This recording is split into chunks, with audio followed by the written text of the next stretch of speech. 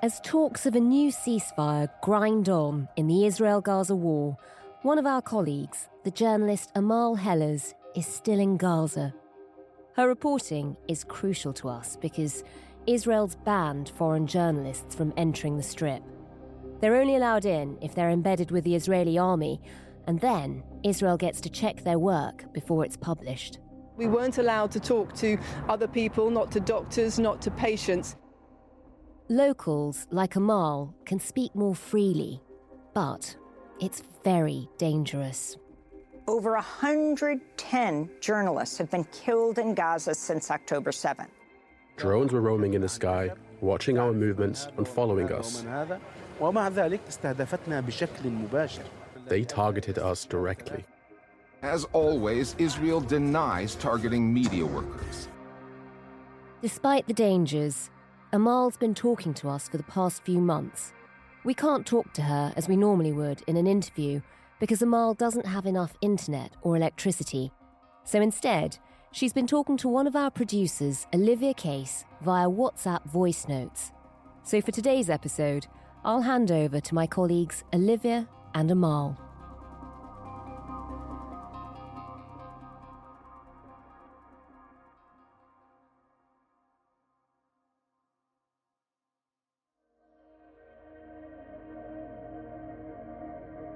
In late November, walking home from work, I sent my first message to a woman over 2,000 miles away.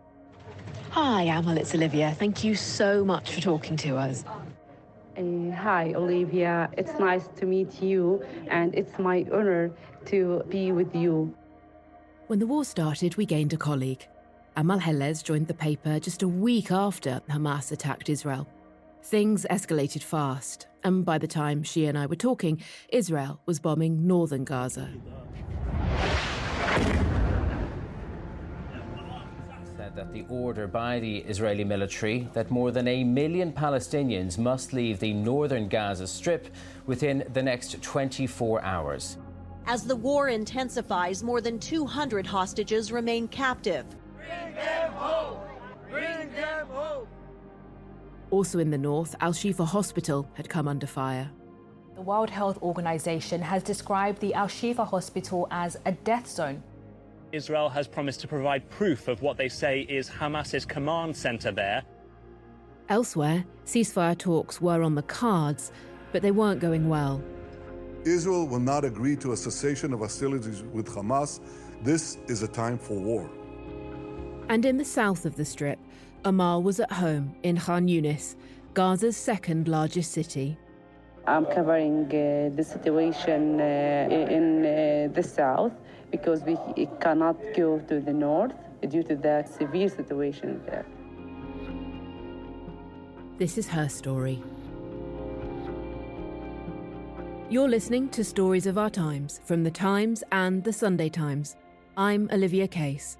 Today, a diary of war, 3 months in Gaza.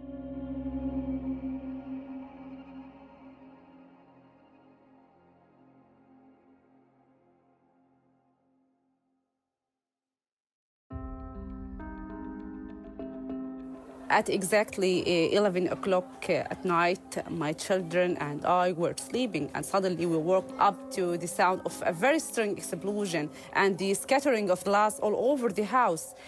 We were screaming and very frightened. I took my children in my arms to escape. Some of the missile fragments were also scattered, and I imagined that if they hit my children, they would inevitably be fatal. 18 people died when that bomb fell on the house next door to Amal. But we'll come back to that. Our first conversation happened on that walk home in late November, months before, and it started in the usual way, as she told me a bit about her life. I'm Amal Hellers, a Palestinian journalist, mother of 2 kids, 2 most beautiful children, Maryam, 7 years old, and Waj, 4 years old. I was born and live in Gaza Strip. About 2 years ago, the Gaza Strip began to prosper as the number of the restaurant and resort in the Gaza Strip increased, and there were several investments that contributed to improving the economy. The streets of Gaza were beautiful and full of life. You couldn't differentiate between Christians and Muslims. They were all brothers and lovers. There was a beautiful social life. I have friends. We were a group of friends who shared all activities together. Amal tells me about her best friend, Palsam. They're both 29 and they met in middle school. Amal says they were good students, but a bit naughty. They stayed close throughout college and university. Amal studied English and Palsam read architecture. Constant contact with each other.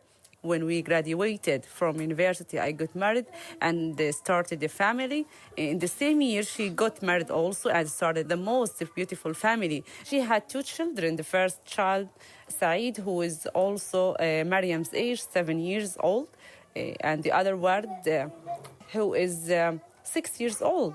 We used to meet sometimes. We would share our food together, walk in the markets, the streets, laughing. She says their favourite restaurant was this place called Mazaj, and they'd buy ice cream and wander through the local market together. They haven't seen each other since the war started. We were not just a friend, we were sisters.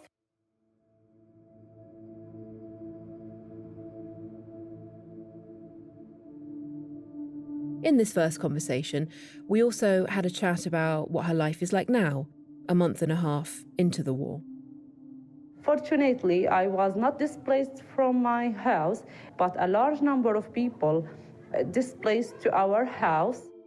Khan Yunis is a city of around 400,000, but by this point it was housing more than 1 million more. Our house consists of 2 floors. On the first floor, my husband's family, and there are more than 70 people. In the second floor, about 15 people from my family are also displaced in my house because their homes are very close to the bombing. Others had their homes destroyed. Imagine this number of people in apartment. We provide them hardly with food. We can hardly provide water. The water is not drinkable, so it causes many diseases. We cannot provide all of them with mattresses, so some of them are sleeping in the blankets or in the carpet. Where's the water coming from? And what about the food? What kind of food are you all eating at the moment? We stand in long line for no less than 3 hours to get 10 liters of water.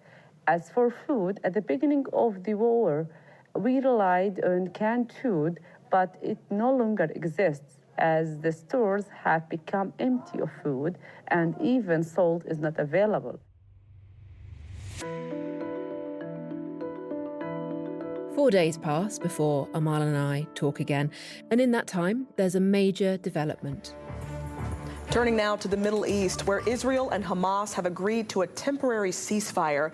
The beginning of the pause will be 7 a.m. Friday, the 24th of November, and it will last. It's 11 hours old, but it is holding, and as a result, convoys of aid trucks have already headed into Gaza. So those are the key. Says that the 13 Israeli hostages released today on day 1 of this 4-day deal are in good condition. Of course, in exchange, Hamas getting 39 prisoners each of these days. They have been released from Israeli jails and sent to the West Bank. So it's Monday now. It's the penultimate day of the first ceasefire. There might be a second. We've seen a number of hostages exchanged and a bit more aid has been allowed into Gaza. How are things there? Since the beginning of the ceasefire, thousands of displaced people set off to their homes. Many were returning with their belongings loaded on the donkey. The situation is somewhat calm. There is movement of people in the streets. Most of the shops are open. Many displaced people are buying winter clothes because the weather is getting colder. There are some canned food and vegetables available in the markets. People are more able to charge their phones and batteries in schools or in hospitals, but still we have no electricity in our homes. As the bombs feel silent, the Israeli army warned the Palestinians in Gaza that the war is not over yet. We hope to get our hostages out. We hope to get this first tranche out. And then we're committed to getting everyone out. But we'll continue with our war aims, namely to eradicate Hamas. And what are you hoping for from the next few days? I hope that there will be a permanent ceasefire to stop the war. I hope to get water easily. I wish we could go to our favorite places, to the restaurants we love with my children. But unfortunately, these restaurants no longer exist due to the Israeli bombing. I hope we go back to riding cars instead of carts, donkey carts. I wish we could go out without fear. I miss going to the beauty salon. I miss family gatherings. I miss talking and staying up late. This is a bit of a difficult question. I hope you don't mind me asking. I was wondering, has the war changed your children? Yes, it's a very deep question, and frankly, the war changed my children a lot. They are become familiar with the new terms such as ceasefire, truce, displacement, missiles, shelter, evacuation, tanks, no electricity, no water, no gas, no power. They now know that there is a truce, and I hear their wishes for the truce to be extended. I didn't dream that my children would experience all this pain. They always ask me about their return to schools. My children are sleeping very little because they are used to staying up late due to the constant sounds of bombing. They always ask me, Mom, is there enough water? Is there bread? I always dream of a better future for my children, but the war destroyed everything. Will you stay in Gaza, do you think, after the war? I will remain in Gaza. My family and my loved ones are here. How can I leave them? May I ask, are there any situations that lift you up, that bring you any sort of joy in the midst of all of this? I become an aunt again. A beautiful baby girl actually came to us and added a new member to our family. She was born during the war, on the 5th day of the war in Gaza. On the day The baby's mum is Amal's sister-in-law, so this is her brother's wife. Amal says that because of the stress of the war, she went into labour a month early, on a night when there was heavy bombing. The family decided to risk it and tried to get to a hospital, which they did manage, but there weren't enough doctors there to help everyone. When she was born, the hospital situation was very disastrous. There were miscarriages, and the situation is very difficult. Imagine a little girl opening her eyes to life in war. How we wished that this child would not go through all of this. So she was born a month prematurely. She's now about a month old. What's her name? Because she was born during the war, we called her Salam, which means peace.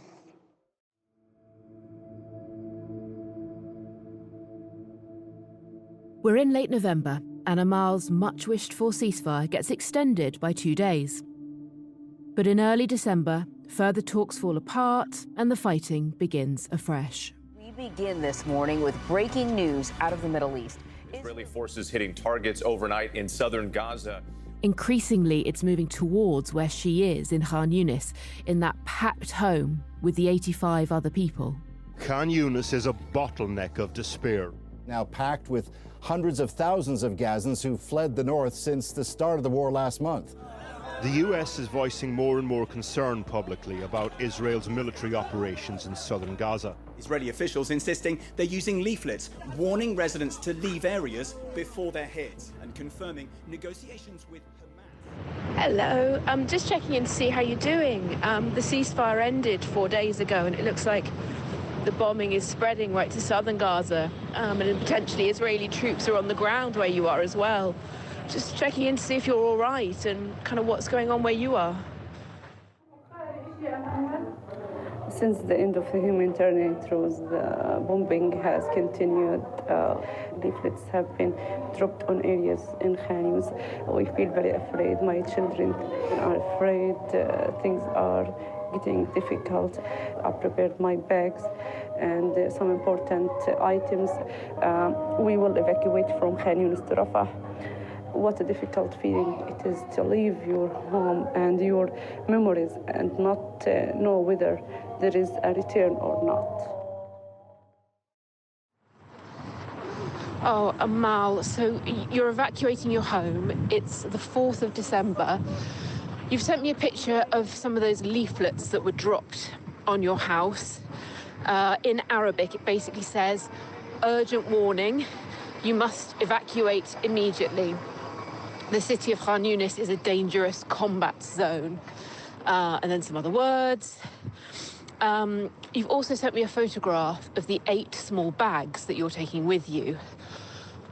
What on earth are you taking? How on earth do you fit your entire life into 8 bags? I took with me my certificates, my children's birth certificates, and some photos of me and my family. I took with me some healthy foods, some jackets for my children because the weather is getting colder. I took also mattresses and blankets. You've got 2 young children, so you've got Miriam, who's 7, and Waj, who's 4. How are you explaining all of this to them? Frankly, I was realistic with them so that they would be aware of what is happening. I told them that we were going to Rafah, to a safe area, because the bombing and explosions are continuing. They told me, yes, we want to go to anywhere without hearing the sound of this bombing. Mariam was whispering to me, Mama, do they want to bomb our home? She wouldn't. Amal said Miriam was whispering because she didn't want her little brother to hear her and then get upset and cry. Amal let them pack their own bags at first. Waj tried to take everything he owned. Miriam chose just her most treasured toys and clothes. We said goodbye to our home. I took a picture of it before I left. My tears didn't stop till now for a moment. And the tears of my children I will never forget for the rest of my life. There are questions that I couldn't find an answer to it. Mama, will our house be bombed? And another question, which is the most hardest question. When will we return to our house? Where are you going and how are you going to get there? Because I know you said there was no petrol and everyone was using donkey carts instead of cars. We finally found a car that would take us to Rafah. We arrived a little while ago here. The road was full of donkey carts and people displaced to Rafah. So just to give you a sense of place, Amal and her family have gone a 20-minute drive southwest. So they were in Khan Younis, which is bang in the middle of the south of the Gaza Strip. And now they're in Rafah, which is that city that's right near the border with Egypt. She's travelling with some of those 85 people who were living in her home. So there's her kids, her husband, her mother-in-law, as well as some of her husband's side of the family, 2 of his sisters and their families.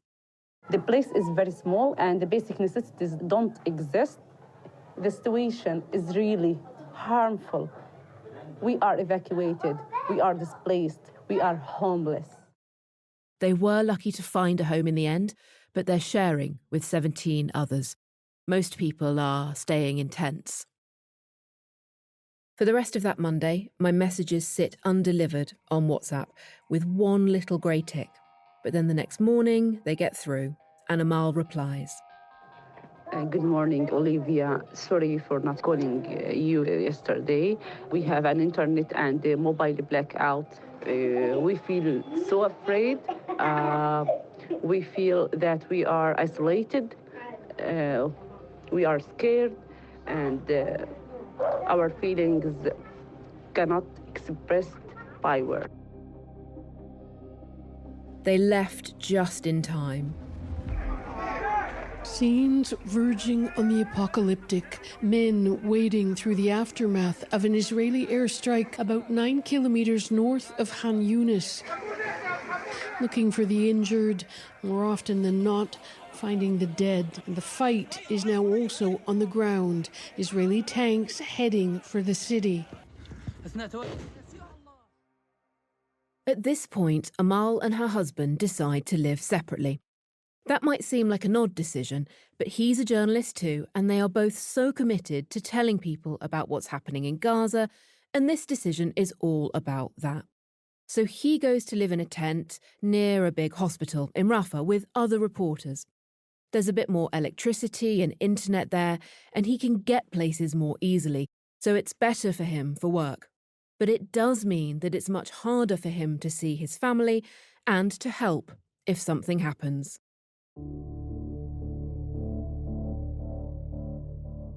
A couple of weeks pass, taking us to mid-December. Amal writes a piece for The Times about reports that Gazans are hunting and eating stray cats and dogs to survive. Footage emerges of men and women chasing after one of the few aid trucks.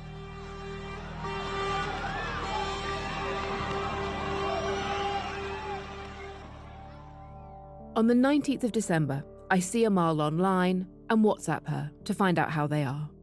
Hi, Olivia. Yes, it has been 2 weeks since I was evacuated from my house in Khan Yunis. We are alive, but we are not well.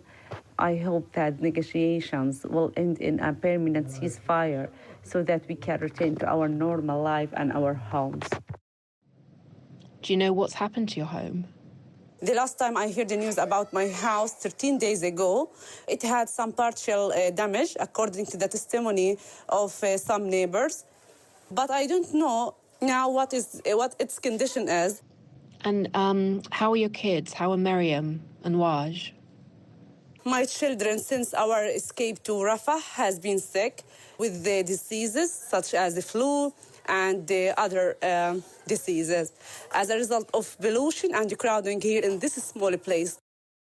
Amal's 7-year-old daughter is the sicker of the two. The pollution's giving her breathing problems. There's lots of smoke in Rafah because people are lighting fires to cook food and keep warm.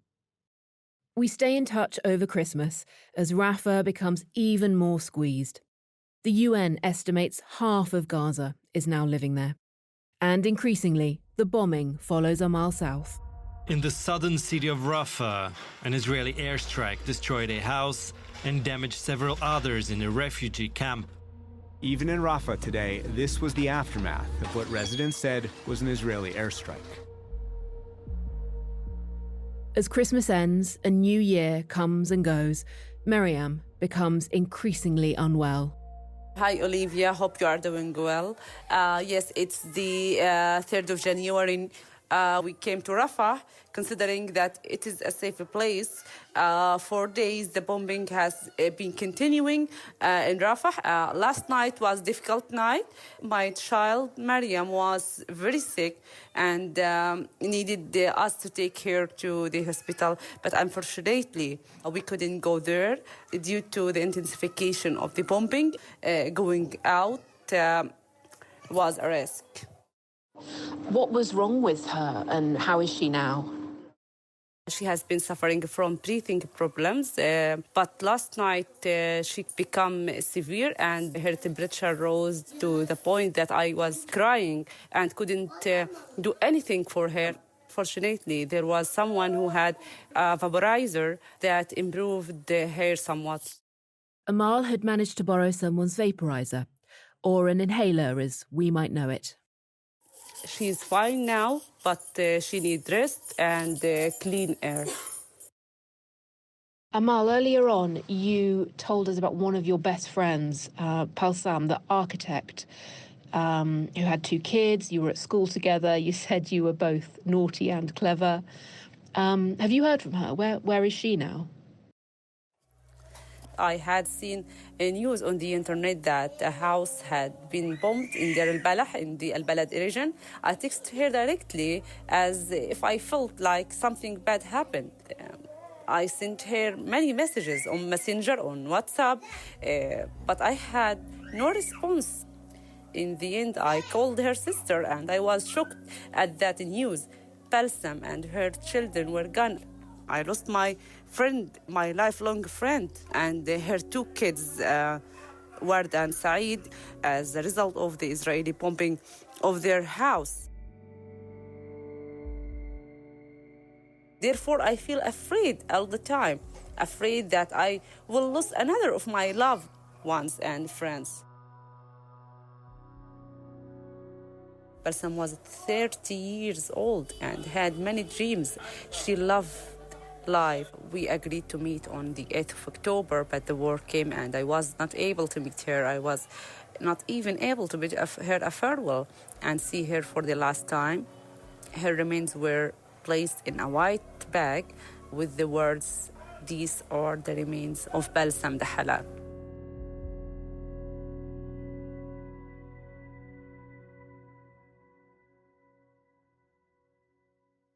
Has her death changed your mind on whether you'll leave Gaza? Because nearly 2 months ago you said you'd stay, but an awful lot has changed since then. Before the war, we had everything, the finest food, the best clothes.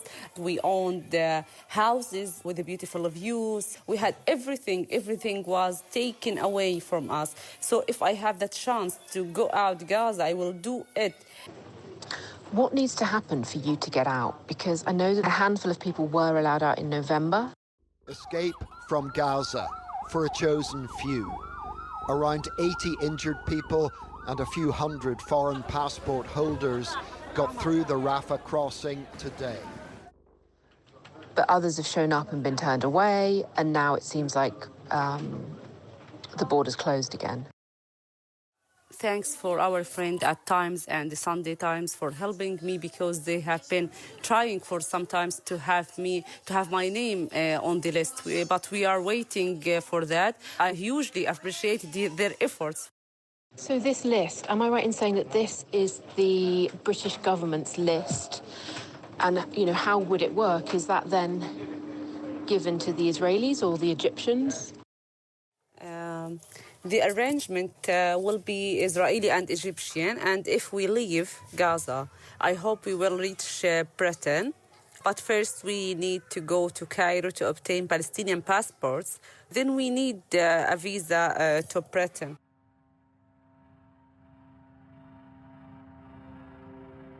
A week later, on the 10th of January, Amal's need to escape Gaza becomes even more pressing.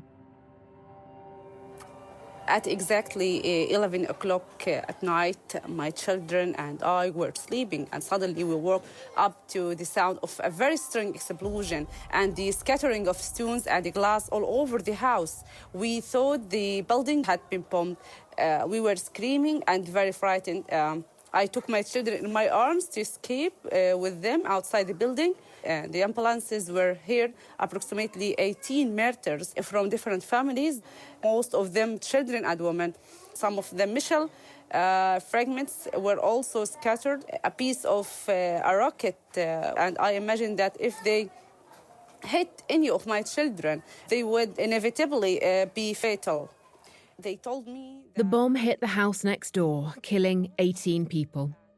Amal sends over a video of one of its fragments. It's a scuffed-up silver shard, about 6 inches wide and half my height.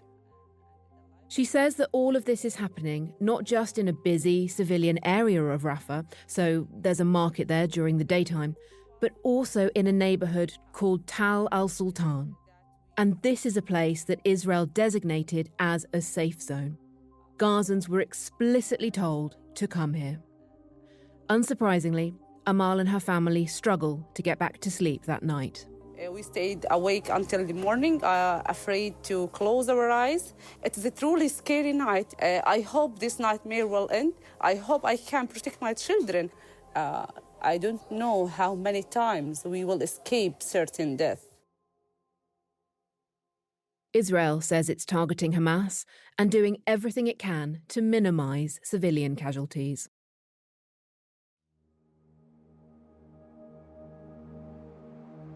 Amal, I was wondering, would it be fair of us to ask your children what they want?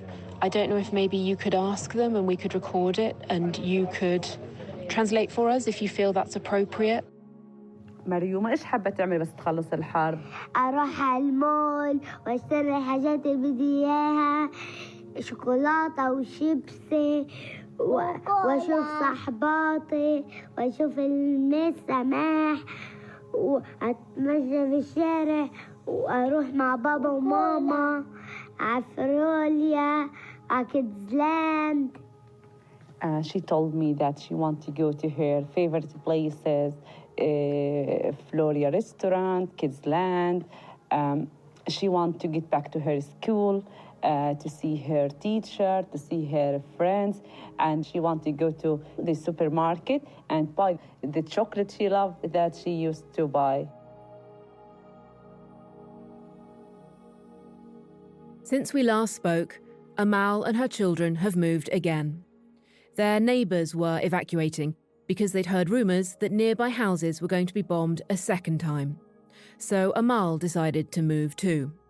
She wanted to be in the west or the centre of Rafah, in one of those Israeli-designated safe zones, but there wasn't any space.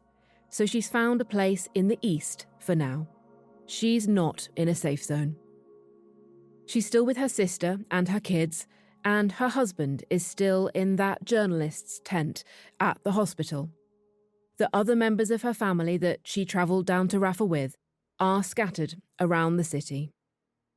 It was also her 30th birthday when we spoke, but she'd actually forgotten until Facebook reminded her. I asked if she had a birthday wish. Don't stop talking about Palestine. Don't stop talking about what is happening to us in Gaza. This is my only wish. As things stand, this war has killed about 1% of Gaza's population. About 1 in every 40 people in the country is wounded. Half of its buildings are damaged or destroyed. There are no fully functioning hospitals. Israel says it's only targeting Hamas fighters and terrorist infrastructure.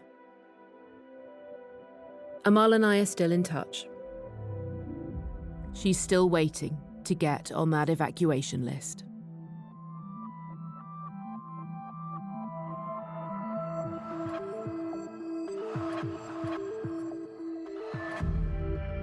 You've been listening to Stories of Our Times, a podcast brought to you thanks to the subscribers of The Times and The Sunday Times, with me, Olivia Case, and my colleague, Amal Helez, a journalist with The Times and The Sunday Times. Amal continues to write about what's going on in Gaza, and you can read all of it at thetimes.co.uk or in print, and we'll keep you posted on how she and her family are doing. Today's producer was also me. The executive producer is Kate Ford, and sound design was by Mauro Seto. If you have something that you think we should be talking about, please do email us. We love getting them, and I promise we read them. It's storiesofourtimes@thetimes.co.uk. Goodbye.